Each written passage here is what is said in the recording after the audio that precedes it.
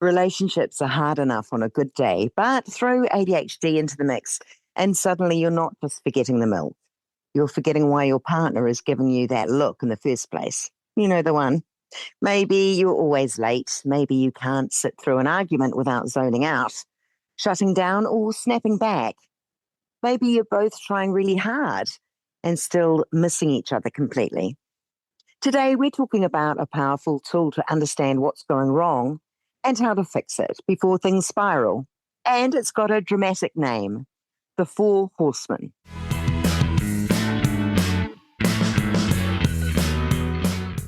Welcome to ADHD Different Strategies. I'm Julie Legg, your host, author of The Missing Piece and an ADHD advocate.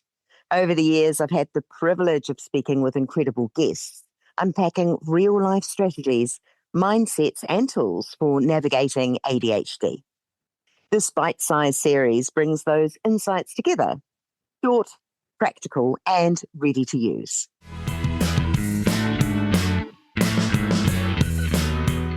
Whether you're single, in a relationship, or somewhere in between, this episode is all about something we all deal with, conflict.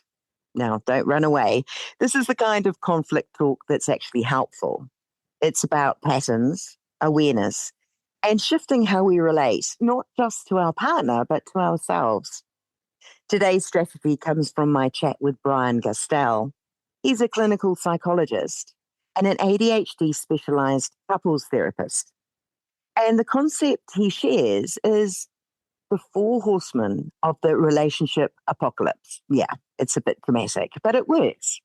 Before we get into it, I'm going to let Bryan explain part of this in his own words. When someone's needs aren't being met, oftentimes they'll start coming out in other ways, which is usually criticism. So when that criticism happens, what can happen as a result is the defensiveness.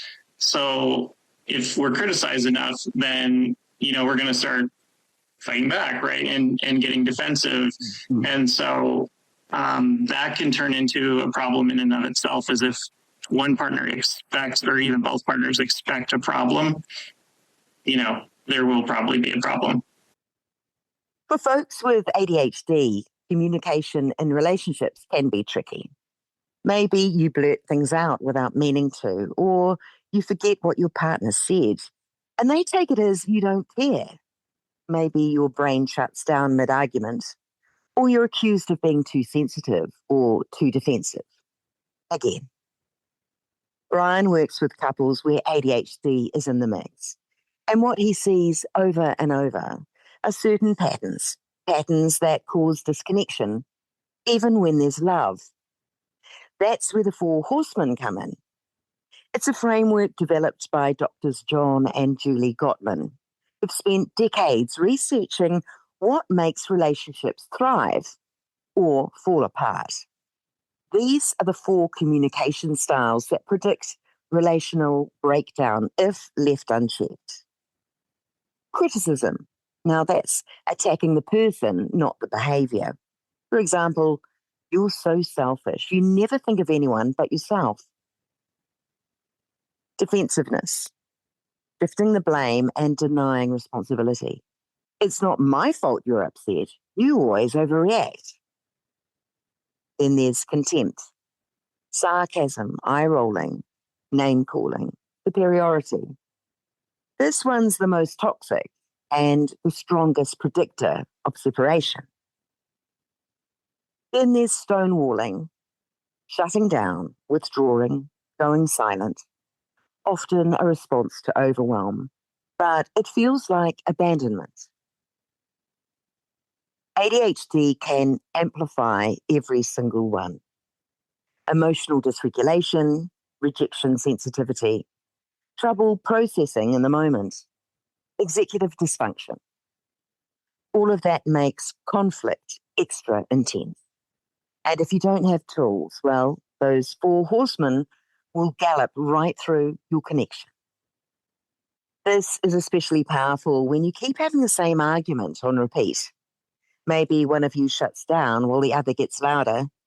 There's sarcasm, blame, or a sense of walking on eggshells. Forgetfulness turns into resentment. Or you both love each other but feel unseen and unheard. This is not about blame. It's about naming what's happening and shifting it. The first step is awareness. Just noticing when one of the horsemen show up actually can change everything. And once you've spotted it, here's what to do instead. Shift to I statements.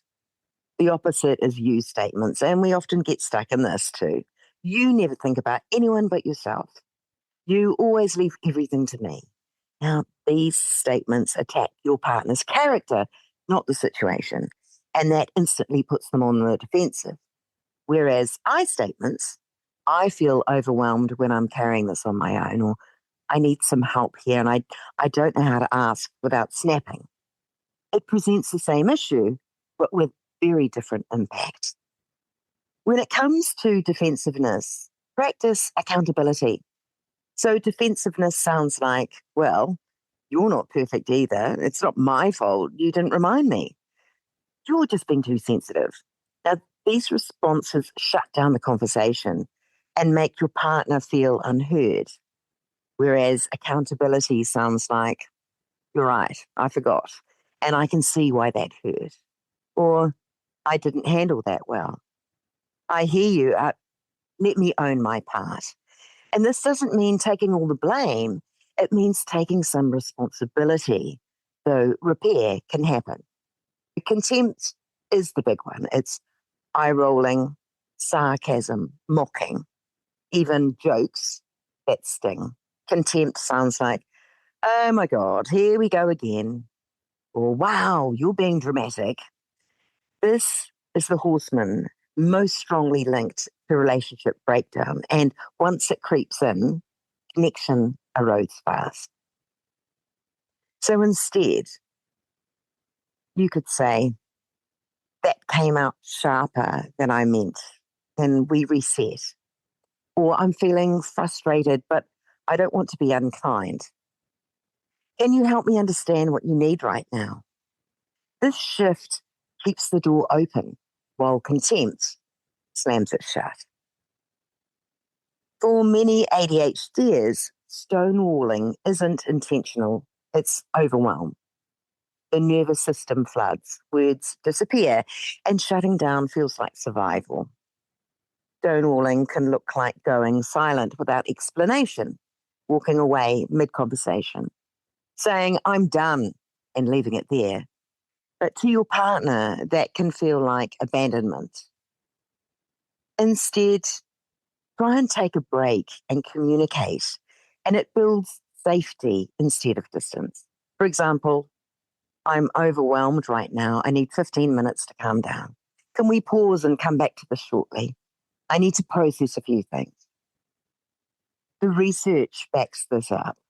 The Gottman Institute found these four horsemen are highly predictive of relationship breakdown, especially contempt, which has the strongest link to divorce. ADHD adds another layer. Emotional dysregulation is now recognized as a key part of adult ADHD, making conflict more reactive and intense. That's why strategies that focus on emotional regulation, communication repair, and nervous system calming are especially effective in ADHD relationships. Basically, if you learn to spot the horseman and switch gears, you give your relationship a fighting chance. Bryan said, conflict isn't the problem, disconnection is. You can love someone deeply and still struggle to understand them. You can have the best intentions and still miss the mark. You can be neurodivergent and still have beautiful, healthy relationships, but only if you stop galloping in circles. So next time you feel the tension rise, spot the horseman, take a breath, and try a new way forward. A big thanks again to Bryan Gastelle for sharing this strategy and for being part of the broader ADHD difference conversation. If you'd like to hear more from that episode, head over to our main series. You'll be looking for season 2, episode 28, to hear more of his ADHD insights. Links are in the show notes. Thanks for tuning in. For more practical tools for beautifully different brains, hit the subscribe button.